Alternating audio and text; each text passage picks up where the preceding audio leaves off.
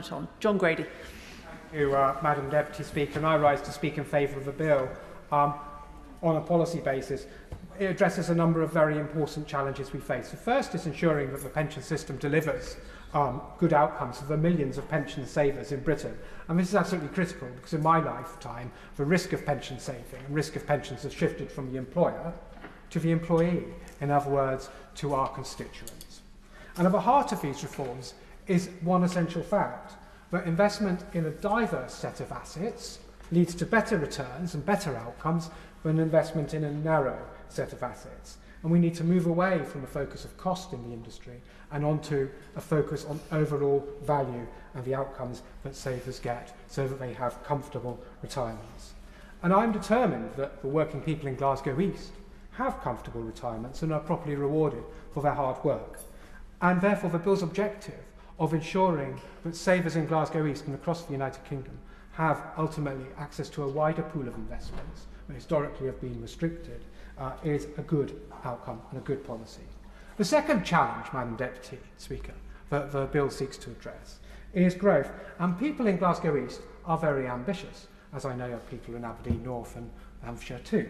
And as I knocked ahead of last year's general election on doors, people would say to me, Britain's lost its way. And many people said that they felt that their children would be better off working abroad, that there were more opportunities for their children abroad.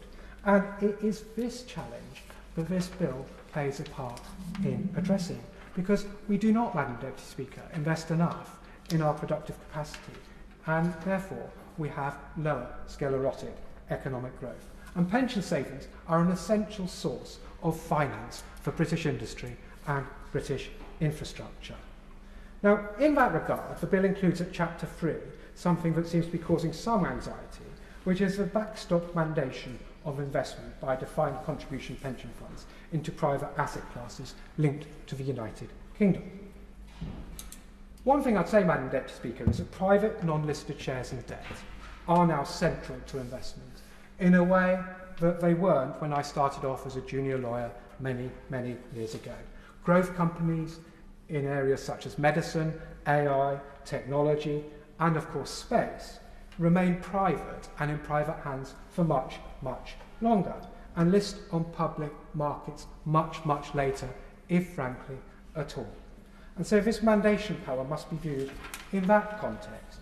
If UK pension funds do not address in these classes of domestic assets, working people may miss out on significant returns. And we also risk losing the opportunity of growth and developing the great innovations from our fantastic universities, including Strathclyde. I will, yes. I'm grateful to the Honourable Gentleman. He's making a good point, but would he accept that illiquid investments, by their very nature, tend to be more volatile? And from a risk-adjusted point of view, they represent, therefore, much higher risk for investors. He mentioned investment in, for example, life sciences companies. He will be aware of the collapse a couple of years ago of the fund led by Neil Woodford, which was a significant investor in illiquid private sector life sciences companies, and because of that volatility and illiquidity collapsed. The point is, if we're mandated to do that stuff, again, I ask him the question, as I asked his colleague, who will pay? Who carries the can? Well, I hope my honourable friend would accept that diversification is a critical thing here. Of course, illiquid private assets are not something one holds for a couple of years and then sells, but provided the funds and the size of the funds are designed to be large enough to bear risk from diversification. I think that, Madam Deputy Speaker, is the critical point here. Now, pension funds are a statutory arrangement with significant taxation and other legal benefits. And this, of course, creates a business opportunity for pension providers, and quite right too. But against that background, I gently say that it is right that the government does review whether the arrangements, and under the arrangements, savers are getting a fair return from this special statutory and legal arrangement. And given the tax breaks, it's not unreasonable to address the question as to whether there is sufficient investment in the United Kingdom.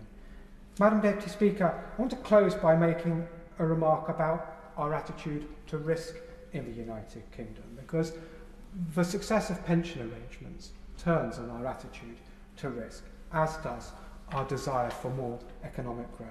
We will not get more economic growth unless we take more reasonable risks, as Chancellor of the Exchequer and others have made clear. And it is essential for banks and fund managers consider whether they are taking enough risk. This was a point made by the Chief Executive of the National Wealth Fund, John Flint, last Tuesday at the Treasury Select Committee. He said as follows: "I would encourage the stewards of private capital to go back and challenge themselves on their risk appetite. The country's growth outcomes are, for me, largely consistent with the country's risk appetite generally." And I would venture to say, Madam Deputy Speaker, that our great fund managers and banks need to turn their minds to whether they are taking enough risk, because that drives economic growth and drives successful outcomes for savers. Of course, another aspect of pensions reform and risk-taking are the individual savers, and this was brought home to me in a quite different context when I was on a football history tour organised by the Football Square Mile, which promotes the history of football in Glasgow East. The guides explained to us, as we stood mainly in Glasgow East, and I must admit some in Glasgow South too, that Queen's Park, Glasgow Queen's Park, decided to organise the first Scotland-England football international match in 1872, and Queen's Park had just over £7. They had a choice. The low risk was to hold the match at a rugby club, free of charge. The higher risk was to hold the match at the West of Scotland Cricket Club at Partick. This was an old closed ground, and you could sell tickets and you could potentially get revenue.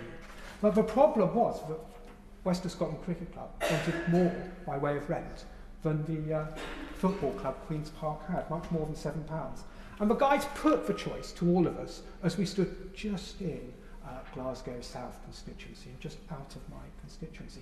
And the vast majority of people on the tour picked the low risk option, an indication at the end of the week as to how risk averse we have become in Britain. And encouraging sensible risk taking is critical to pension saving if we want more economic growth. In fact, Madam Deputy Speaker, Queen's Park took a higher risk option. They rented the cricket ground, they made a huge profit. The game transformed the profile of football. The game was the foundation for Queen's Park building the first international football stadium in the world, opened a year later in 1873 in my seat. Queen's Park took a risk which was pivotal to the development of modern football, and modern football contributes billions to the Exchequer. So the point I make, Madam Deputy Speaker, here is risk is essential to economic activity, as Mr. Flint made to me earlier and was illustrated later on in the week. Mr. Speaker, Madam Deputy Speaker, the bill is critical for economic growth. It takes active steps to ensure that money flows to the entrepreneurs and risk takers that will create wealth across Britain, and ensures that working people have access to better pensions. And on that basis, I support the bill.